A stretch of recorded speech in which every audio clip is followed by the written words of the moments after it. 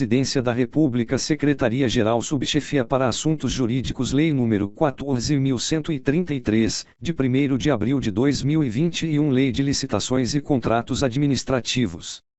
Capítulo 8º das hipóteses de extinção dos contratos, art. 137.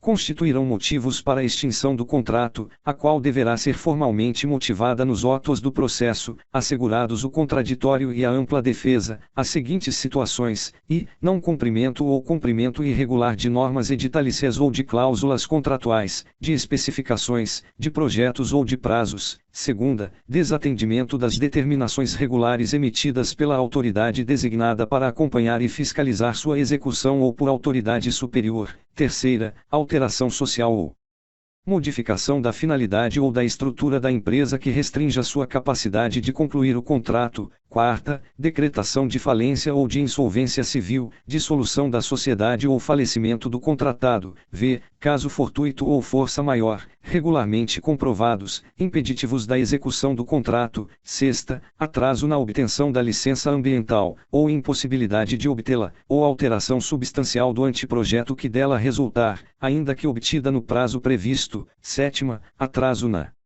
liberação das áreas sujeitas à desapropriação, à desocupação ou à servidão administrativa, ou impossibilidade de liberação dessas áreas. Oitava, razões de interesse público, justificadas pela autoridade máxima do órgão ou da entidade contratante. Nona, não cumprimento das obrigações relativas à reserva de cargos prevista em lei, bem como em outras normas específicas, para pessoa com deficiência, para reabilitado da Previdência Social ou para aprendiz.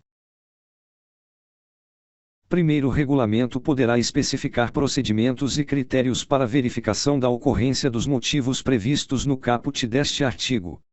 Segundo, o contratado terá direito à extinção do contrato nas seguintes hipóteses: i. Supressão, por parte da administração, de obras, serviços ou compras que acarrete modificação do valor inicial do contrato além do limite permitido no art. 125 desta lei. Segunda, suspensão de execução do contrato, por ordem escrita da administração, por prazo superior a 3 meses. Terceira, repetidas suspensões que totalizem 90 dias úteis, independentemente do pagamento obrigatório de indenização pelas sucessivas e contratualmente imprevistas desmobilizações, imobilizações e outras previstas. Quarta, atraso superior a 2 meses, contado da emissão da nota fiscal, dos pagamentos ou de parcelas de pagamentos devidos pela administração por despesas de obras, serviços ou fornecimentos. V. Não liberação pela administração, nos prazos contratuais, de área, local ou objeto, para execução de obra, serviço ou fornecimento, e de fontes de materiais naturais especificadas no projeto, inclusive devido a atraso ou descumprimento das obrigações atribuídas pelo contrato à administração relacionadas à desapropriação, à desocupação de áreas públicas ou a licenciamento ambiental. Terceiro, as hipóteses de extinção a que se referem os incisos 2ª, 3ª e 4ª do 2º deste artigo observarão as seguintes disposições: e não serão admitidas em caso de calamidade pública, de grave perturbação da ordem interna ou de guerra, bem como quando decorrerem de ato ou fato que o contratado tenha praticado, do qual tenha participado ou para o qual tenha contribuído. Segunda, assegurarão ao contratado o direito de optar pela suspensão do cumprimento das obrigações assumidas até a normalização da situação, admitido o restabelecimento do equilíbrio econômico-financeiro do contrato, na forma da alínea D do inciso 2º do caput do art. 124 desta lei. Quarto, os emitentes das garantias previstas no art. 96 desta lei deverão ser notificados pelo contratante quanto ao início de processo administrativo para apuração de descumprimento de cláusulas contratuais. Art. 138. A extinção do contrato poderá ser e determinada por ato unilateral e escrito da administração, exceto no caso de descumprimento decorrente de sua própria conduta. Segunda, consensual, por acordo entre as partes, por conciliação, por mediação ou por comitê de resolução de disputas, desde que haja interesse da administração. Terceira, determinada por decisão arbitral, em decorrência de cláusula compromissória ou compromisso arbitral, ou por decisão judicial.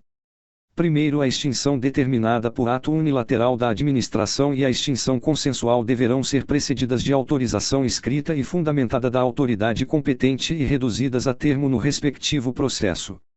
Segundo, quando a extinção decorrer de culpa exclusiva da administração, o contratado será ressarcido pelos prejuízos regularmente comprovados que houver sofrido e terá direito a devolução da garantia. Segunda, pagamentos devidos pela execução do contrato até a data de extinção. Terceira, pagamento do custo da desmobilização.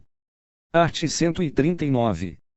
A extinção determinada por ato unilateral da administração poderá acarretar, sem prejuízo das sanções previstas nesta lei, as seguintes consequências: assunção imediata do objeto do contrato, no estado e local em que se encontrar, por ato próprio da administração. Segunda, ocupação e utilização do local, das instalações, dos equipamentos, do material e do pessoal empregados na execução do contrato e necessários à sua continuidade. Terceira, execução da garantia contratual para a ressarcimento da administração pública por prejuízos decorrentes da não execução. B. Pagamento de verbas trabalhistas, fundiárias e previdenciárias, quando cabível. C. Pagamento das multas devidas à administração pública. D. Exigência da assunção da execução e da conclusão do objeto do contrato pela seguradora, quando cabível.